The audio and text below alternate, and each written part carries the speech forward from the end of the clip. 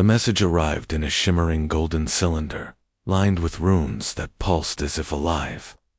It descended slowly over Earth's UN command headquarters like a divine judgment, landing on the central dais before the eyes of world leaders.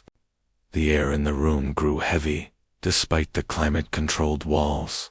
They all knew what it was before it opened.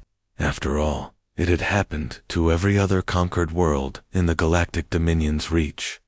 A soft chime echoed, and the cylinder unfolded like petals, revealing a translucent projection of King Exertal, the supreme monarch of the Dominion, and a being both terrifying and beautiful in his alien grandeur. His emerald green eyes gleamed with a cruel sort of joy, and his six-fingered hand raised in mock courtesy. Earth, his voice purred in perfect modulated English. By law of conquest and right of dominance, you are invited to honor your submission.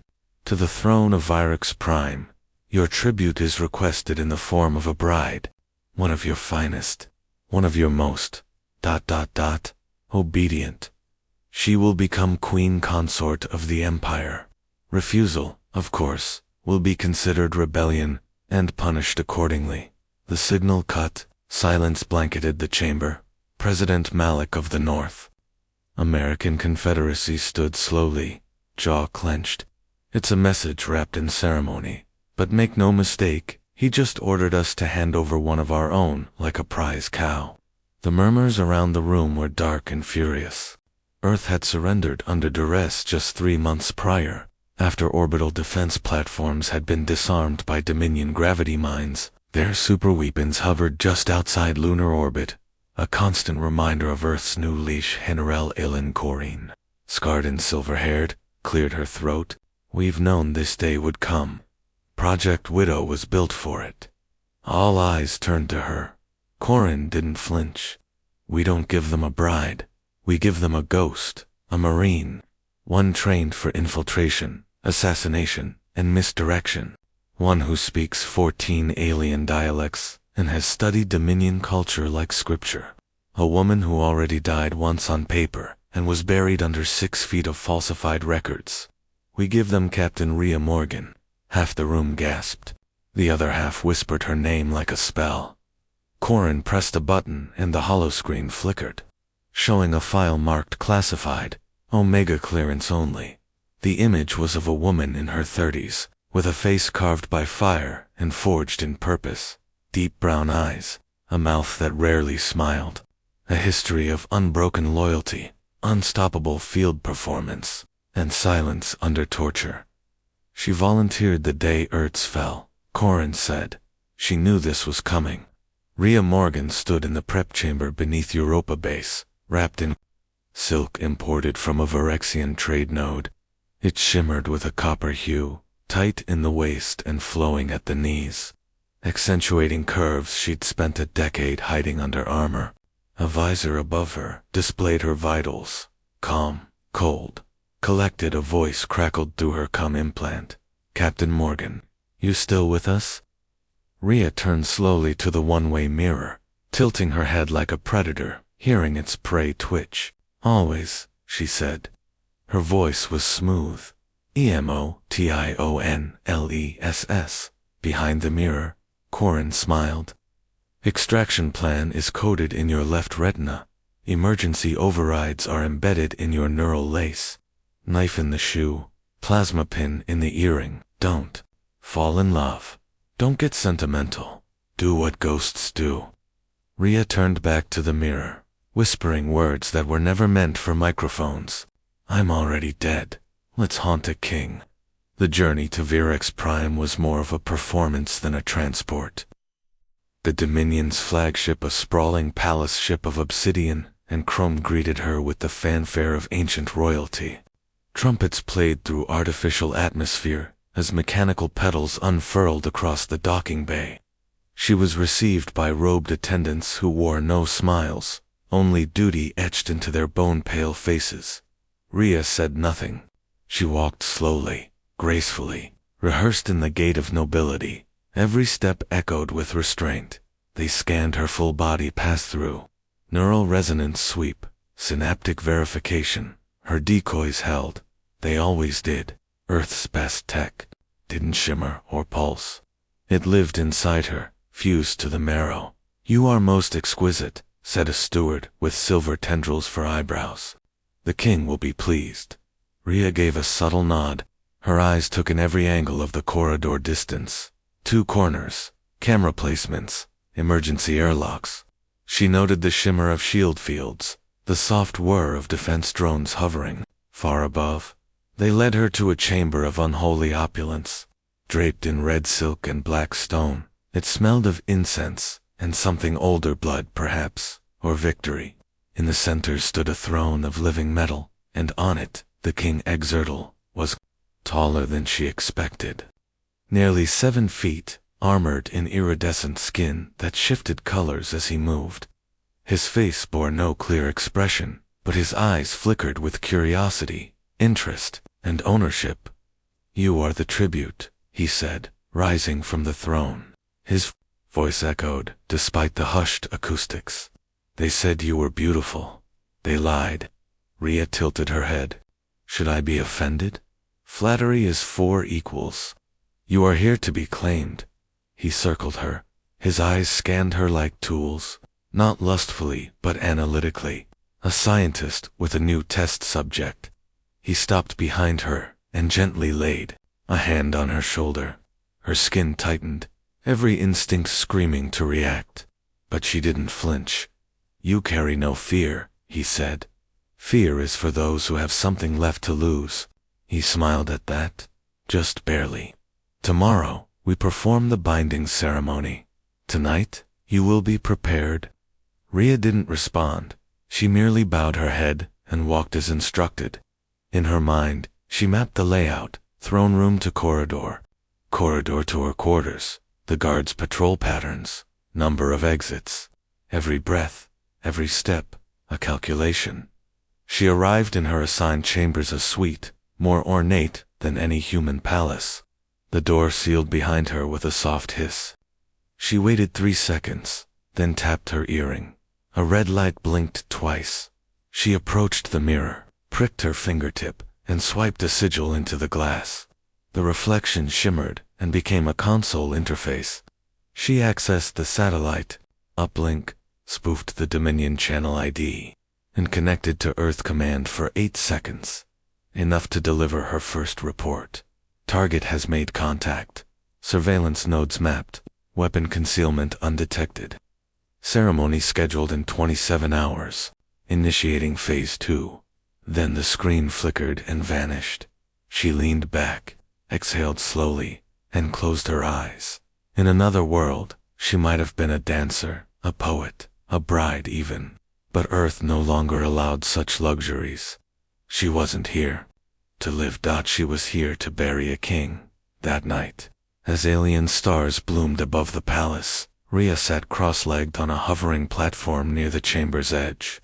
A tray of delicacies, glowing fruits, sizzling cuts of interstellar meats, sat untouched beside her. Her focus was inward, breath, pulse, stillness. A whisper slithered through the door. "Bride." She opened her eyes, slow and sharp. One of the attendants knelt before her, eyes downcast. "I bring you garments for the ceremony," the girl said, young, pale, too quiet. Rhea nodded, accepting the folded silk. But as she turned, she saw it. A tremor, a blink too fast. The attendant was scared. "You're not one of them," Rhea said softly, so softly the walls wouldn't hear. "You're hiding." The girl looked up, startled. Rhea leaned closer. "You've seen what happens to the others. You don't want to end up like them." Tears welled in the girl's eyes. They say the brides vanish. That no one ever sees them again." "They don't vanish," Rhea said. "They're erased." The girl trembled. Then, almost imperceptibly, she nodded. "What do you need?" Rhea didn't smile. She couldn't. "Schematics," she whispered. "Access points, where the power flows beneath the palace." The girl's hands twitched nervously, but she reached beneath her robe and slipped out a thin data chip, shaking slightly as she passed it to Rhea. "They'll kill me if they find out." "They won't," Rhea said. because by the time they know anything's wrong, the palace will already be ashes. Far above them, King Exortal stood on a balcony with his generals, watching Earth's moon projected across the sky like a trophy. "She is curious," he murmured, defiant. One general said. "Good," the king replied. "I grow bored of obedience." And in her quarters below, Rhea sat in the dark, fingers tracing the edges of the data chip, her thoughts cold and surgical. She'd infiltrated warlords before, breached bunkers, derailed plans, snapped necks in shadows, but never had she done it in heels. The sky above Vyrix Prime bled lavender as the twin suns dipped beneath the horizon, casting the capital city into long, eerie shadows. The palace, carved from obsidian veined with living gold, hummed with ceremonial energy. Tonight was not just a ritual, it was a spectacle. Billions of eyes across the galaxy would be watching. The binding of Earth's offering to the galactic crown was not just a celebration, it was a warning, a reminder that no world was beyond the Dominion's reach. Inside the bride's pavilion, Rhea stood perfectly still as 6 attendants fluttered around her, draping shimmering fabrics and fastening ornate jewelry to her body. Alien silks clung to her like mist.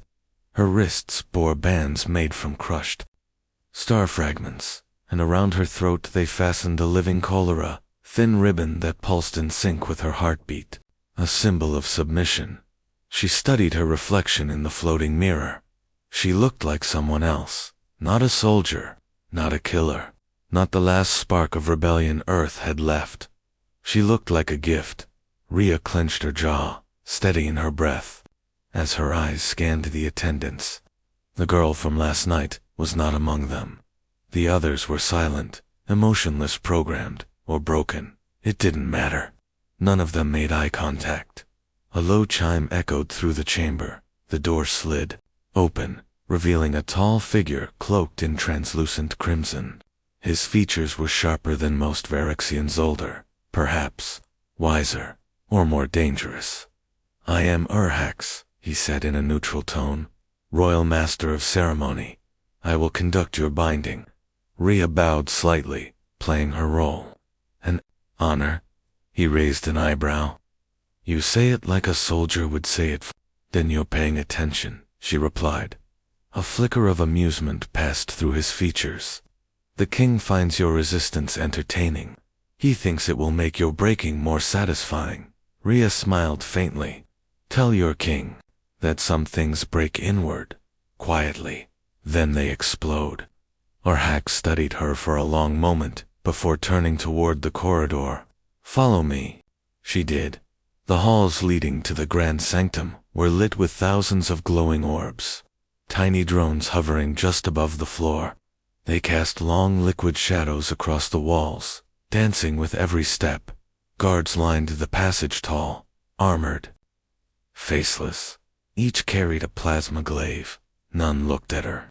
They were here for display, not defense. The real danger lived in the air itself. Drones, nanobots, nerve sensors. The palace could kill her with a whisper if it wanted to. And yet, it hadn't, not yet. They emerged into the sanctum. Rhea almost stopped. The room was a cathedral of madness. Hundreds of alien nobles stood in tiers of observation, draped in shimmering robes, each species stranger than the last. The ceiling arched above like a cosmic womb, constellations etched in light across a living sky. At the center stood the binding altar, an altar shaped like a tree of bone and crystal, rising from the floor like the fossilized scream of some ancient god, and beside it, the King Exortal stood in ceremonial armor, darker than space, veined with blue fire. A crown of living flame hovered just above his head, fed by invisible currents. His eyes locked on Rhea's as she entered Dan for a moment. The galaxy went still. A signal chime rang out. "Let the binding commence," said Urhax. Rhea walked slowly down the central path. Eyes tracked her. Whispers followed her steps, like ghosts. Somewhere, 1,000 systems away, Earth's people watched the broadcast, not knowing they were watching a weapon walk into place. The ceremony began in an ancient language. The king raised one clawed hand and pressed it against a crystal embedded in the altar. It pulsed. A data stream poured into the air: legal contracts, rights of dominance, DNA validation, resource annexational, woven into a single glowing spiral. It wrapped around her like a noose. She stepped forward and raised her hand as instructed. Pressing her fingers to the same crystal, she felt a sting, blood, a sample, verification. The altar glowed brighter. By this rite, intoned Urhex, we bind Earth to the dominion, body and will. This bride is the flesh of surrender, the seed of loyalty, the breath of peace. Rhea almost laughed. A new attendant stepped forward, a young male carrying the ceremonial binding cloth. A thin glowing thread meant to wrap their wrists and complete the union. He approached, hands trembling. Then it happened. Just as he reached her, the thread in his hands sparked, flickered, and shorted out. The room went silent. Whispers erupted in confusion. Some thought it a malfunction. Others, an omen. The king's face twisted barely but enough for Rhea to see it. The crack in the mask. Rhea didn't move. The young attendant panicked, reaching into his robes for a replacement. But as he fumbled, something fell from his sleeve, a small, flat device. The king's guards moved instantly, but Rhea moved faster. She kicked the device away as it activated a micro EMP. A surge of static exploded through the air. The nearest drones fell from the sky. The altar lights dimmed. The floating contract vanished, and in the chaos, Rhea grabbed the king's wrist, pulled him toward her and whispered in his ear, "You just married your assassin."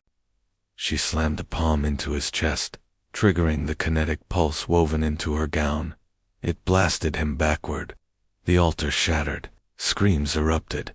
The entire sanctum fell into chaos. Guards stormed forward. Nobles fled. Alarms howled in 3 languages, and in the heart of it, Rhea ripped the living collar from her neck and tossed it to the ground like a chain broken.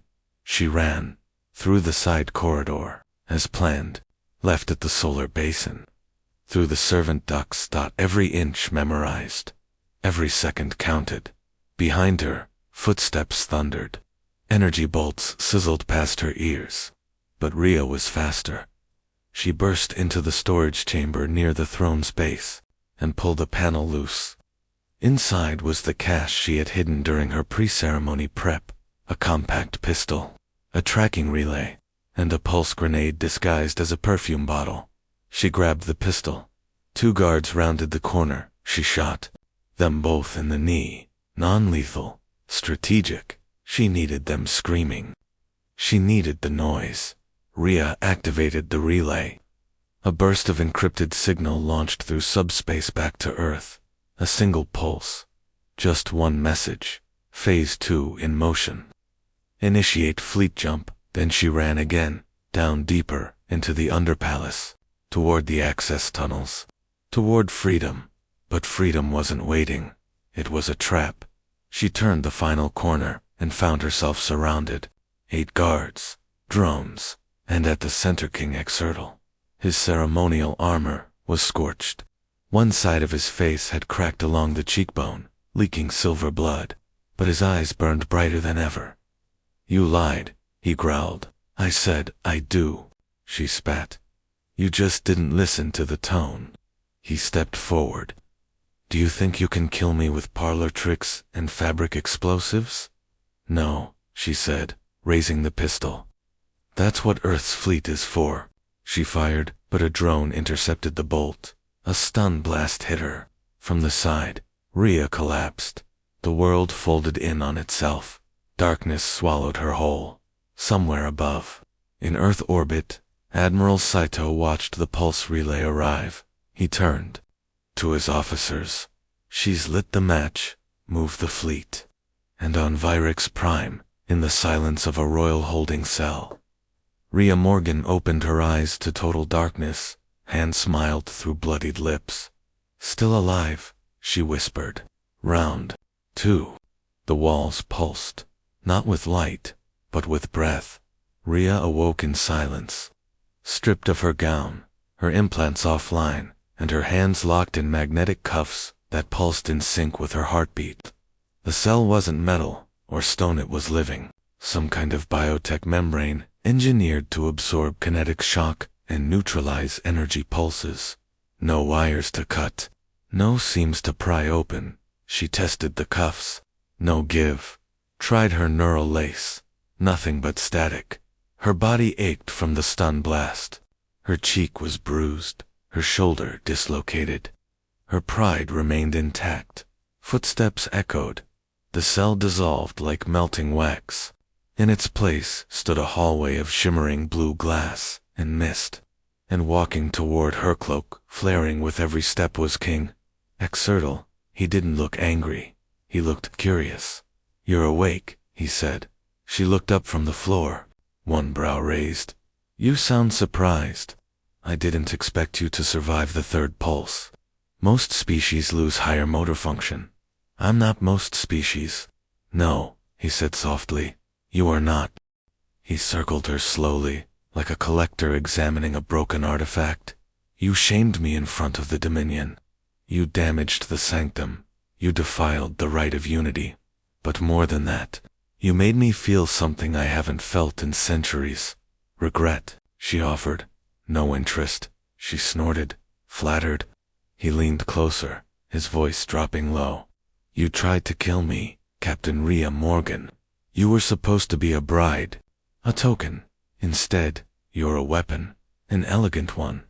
She leaned back against the cell wall, ignoring the fire in her shoulder. "Funny thing about weapons, they tend to go off when misused." Exertal tilted his head. "I wonder, or you sent to kill me, or to die and make me look weak?" Her silence was answer enough. The king smiled. "Both then. Your people are clever, but not clever enough." Rhea met his gaze. "You have no idea what you've started." Exertal turned away, walking toward a rising platform. "Oh, but I do. That's why you're still alive." He waved a hand. The platform activated. The floor opened, and Rhea's cell lifted with it, rising through levels of the palace until the ceiling above split apart, revealing the throne chamber in full. It was dark now, its fires dim, its windows sealed. Only a handful of nobles remained, and all of them stared. A spectacle again. XOR single quotes. Tal climbed his throne. Rhea's pod hovered at the center of the room like an exhibit. "She is what humanity sends in place of surrender," he declared, his voice ringing through the chamber. "A soldier, a saboteur, a liar in silk." Murmurs spread like fire. Rhea looked up at them, unblinking. "But I will not execute her," the king continued. "Not yet. Because she is useful. And because her people are listening." A screen flickered to life beside Hemmerth's orbit. The Dominion's satellite array had intercepted a pulse. It showed fleet movement, Earth's ships, dozens of them moving toward Virex Prime. Gasps. Panic. XOR. Single quotes. Tal raised a claw. "Let them come. Let them see what happens when they choose defiance over devotion." The nobles cheered. Rhea smiled. "You think they're coming to save me?" she said. He looked down at her. "Aren't they?" She leaned forward, eyes gleaming. "No, they're coming to bury you." Hours passed. Rhea sat in the cell again, shoulder now set, her mind racing. The cuffs weren't weakening. Her implants hadn't rebooted. Her neural override chip was fried, and yet, she wasn't alone. From the shadows of the chamber's edge, a figure stepped forward, the servant girl, alive, eyes wide, fearful, but determined. She carried something wrapped in fabric. The guards outside didn't stir. They couldn't see her. She reached the cell's outer membrane and whispered, "They think I'm one of them. I memorized the patrols." Rhea moved to the edge. "You shouldn't be here. You're the only one who's fought back," the girl said. "The others just vanished. I don't want to vanish." The fabric unwrapped, a knife, not Dominion-made Earth standard, serrated. Hers. How did you? I found where they threw your gown. You sewed it into the hem. Rhea smiled. The girl reached forward, and the cell membrane parted just wide enough to slip the knife through. Rhea took it, instantly adjusting her grip. Then an alert blared. Too late. The guards flooded in. The girl vanished into the walls. Rhea flipped the knife in her hands and braced herself. The first guard entered. She kicked him in the throat, twisted around the second, using the cuffs as leverage to slam his head into the wall. The third fired. She ducked. The bolt skimmed her arm. Pain flared, but adrenaline surged harder. She fought like a storm trapped in human skin. Eventually, the guards fell, some unconscious, some groaning. Rhea knelt beside one and pried his security fob from his belt. She jabbed it into her cuffs. They hissed, unlocked. Freedom burned like lightning through her limbs. She bolted into the corridor, dressed in rags, carrying a blood-slicked blade and vengeance. The palace descended into lockdown. Alarms rang. Drones activated. Gates sealed. But Rhea wasn't heading for the exit. She was heading for the core. The throne room was a cathedral above, but beneath it lay the real treasure, the throne's power source, a crystallized star core known as the Heart of Dominion. It powered the entire planetary network. If she detonated it timed just right, it wouldn't just disable the palace, it would blind the entire system. She sprinted through forgotten servant tunnels, down into the bowels of the throne. Every breath burned, every step echoed. Sirens wailed around her. She reached the power vault. It was massive, a chamber built around a glowing sphere of molten energy, encased in metal and suspended in anti-gravity fields. Dozens of engineers and security officers had already gathered to guard it. Rhea didn't flinch. She charged. They never expected a half-naked woman with a knife to be their death. They expected a fleet, but Earth's deadliest weapon was already inside. She took down 3 before they even reacted. Stole a shock baton, used it on the 4th, grabbed a plasma rifle, fired at the containment stabilizers. Warning systems overloaded. The star core pulsed red. She set the grenade, her perfume bottle, at the base of the control node, timed it for 5 minutes, and ran back into the tunnels, back through the fire. Above her, the throne room shuddered. The king felt it before anyone else, a vibration in the bones of the palace. He turned toward the COM panel, opening a direct link to the control vault. Nothing. Static. Then, boom, a low, pulsing hum filled the entire structure. Screens blinked out. Drones fell. The power grid collapsed, and across the skyline of Virix Prime, every Dominion structure went dark. Earth's fleet, still en route, jumped out of stealth, closing in. The game had changed. Exertal snarled. Where is she? Rhea emerged from the blast tunnel behind the lower gates, charred and bloodied, but alive. Her hair clung to her face. Her arms trembled, but her eyes burned. She raised her wrist communicator, rebooted. Just in time, and activated the beacon.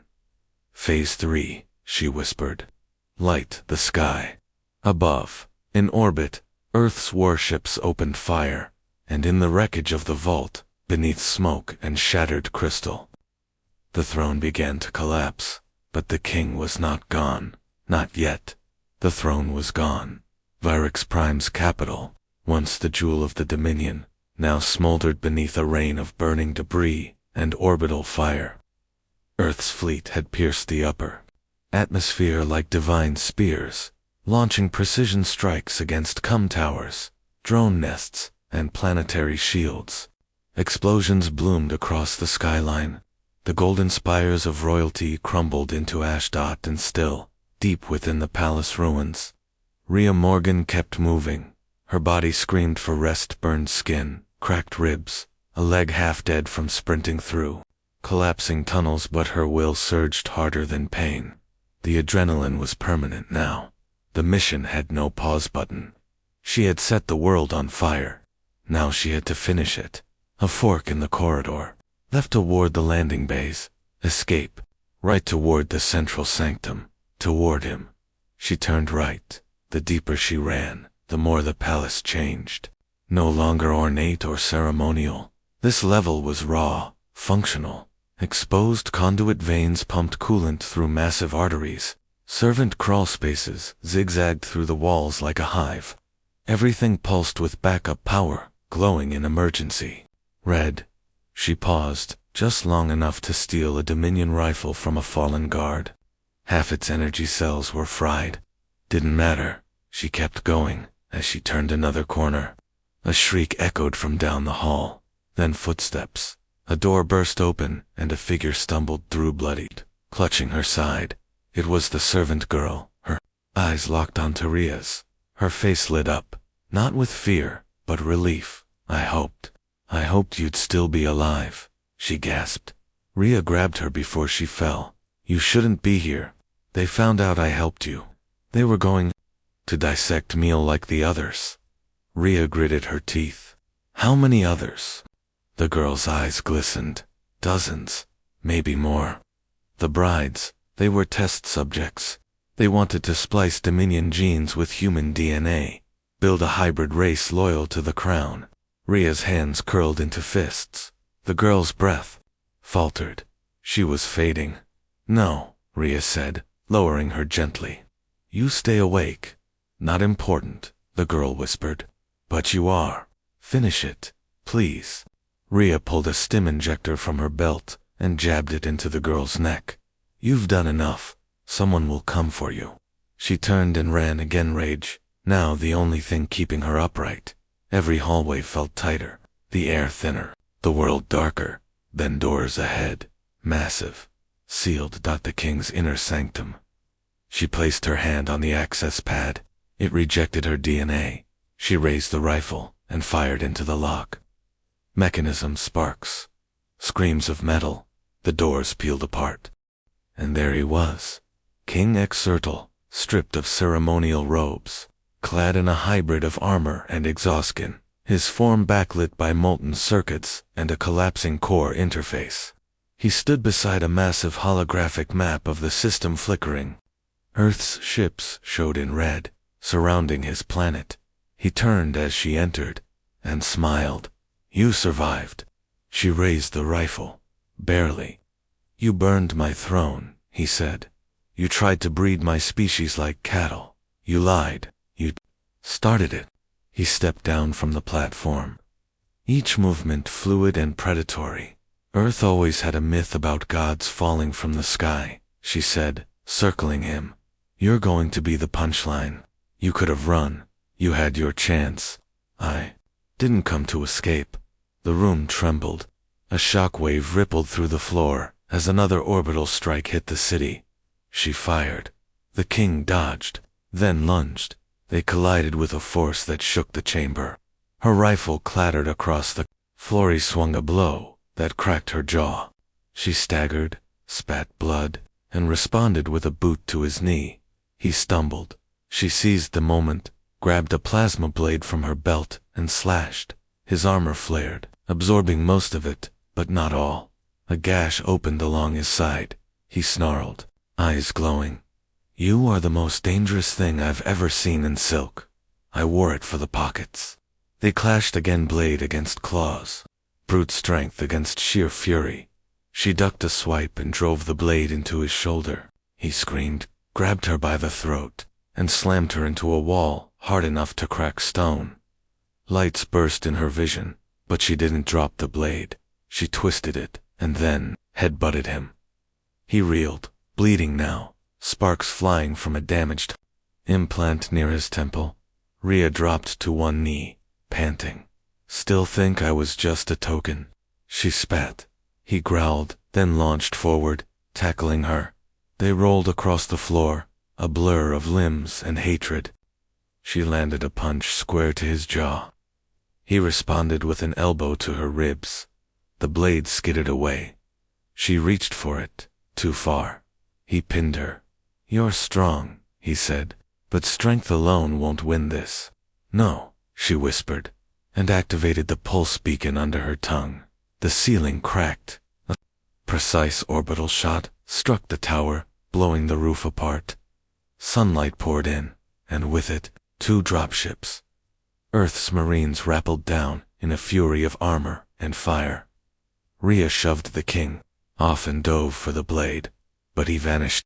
A hidden door behind the throne cowered. She collapsed to her knees as the Marines secured the room. "Captain Morgan," a voice called. "Are you?" She stood, still bleeding, still burning. "I'm not done." Elsewhere, in the palace catacombs, Exertal limped through backup escape routes. Armor cracked, pride shattered. He had underestimated her, underestimated Earth.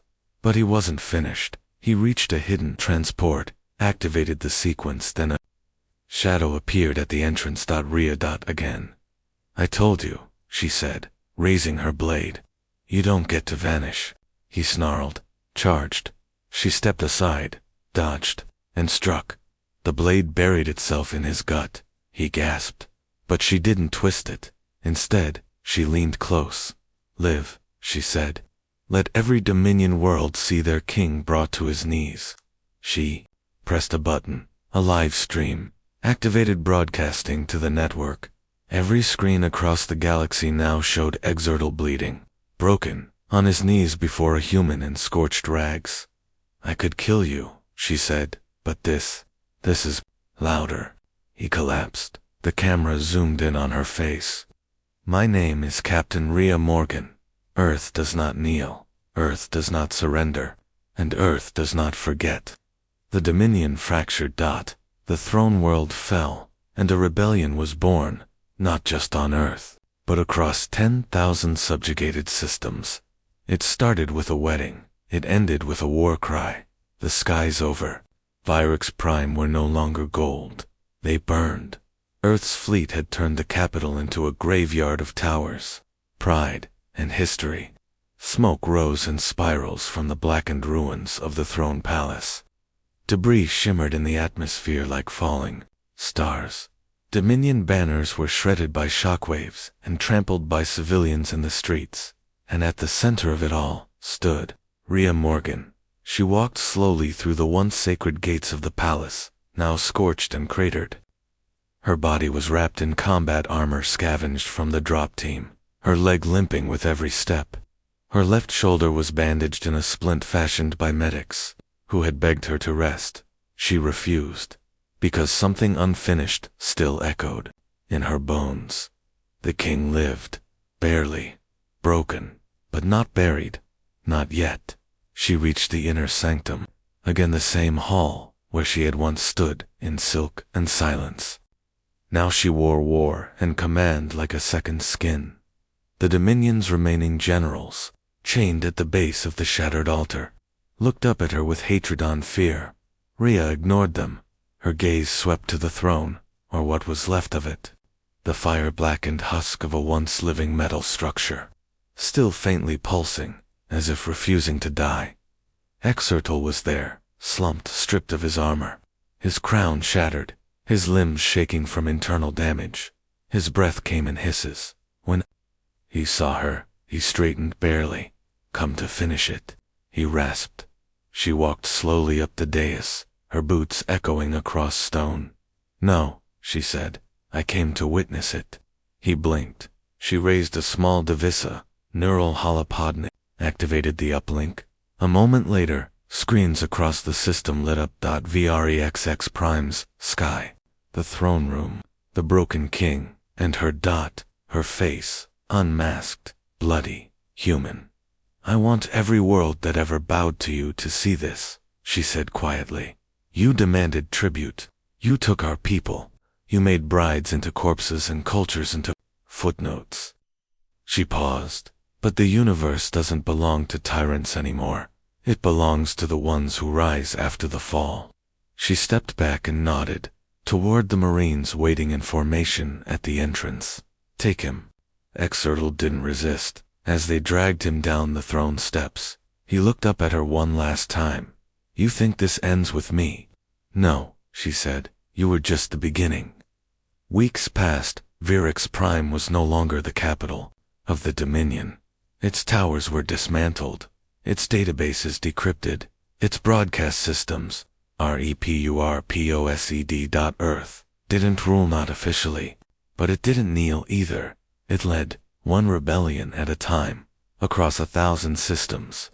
Dominion flags fell. Resistance networks sprouted like wildfire, and through them all, one name kept surfacing. The widow, the ghost bride, the one who burned a king and built an army from ashes. Rhea stood on a platform overlooking what remained of the Grand Sanctum. It had been converted into a war memorial and communication center. Soldiers moved like clockwork around her. Engineers shouted into earpieces. Drones repaired shattered statues, with new metal grown from earth-mined ore. Behind her, Admiral Saito approached, with a datapad in hand. "You're not wearing your medals," he said. "Too heavy," she replied without turning. "You've earned them, doesn't matter. The galaxy didn't rise because I wore shiny metal. It rose because we stopped asking permission to survive." He studied her for a moment. "You're not going back to Earth, are you?" "No," she said. "I have work to do." "You're not military anymore. We could assign a replacement." "There is no replacement." Saito sighed and handed her the datapad. "Then at least read this." She glanced at the display. It was a message routed from deep space. A minor Dominion outpost had declared independence and requested aid. Not from Earth but from the widow. Her eyes narrowed. "Good," she murmured. "They're learning." Later that night, as starlight bled through the broken dome above, Rhea stood alone beside the ruins of the altar where the binding ceremony had once taken place. She traced her fingers across, a burn mark in the stone. This was where she had stood, as bait, as rebellion, as the beginning of something far larger than a throne. She looked up at the stars, exhaled slowly, and whispered, "You wanted a queen?" She stepped onto the transport, waiting at the edge of the hall, as the doors closed behind her and the ship rose into the night sky. Her voice echoed through the chamber one last time. "You got a revolution."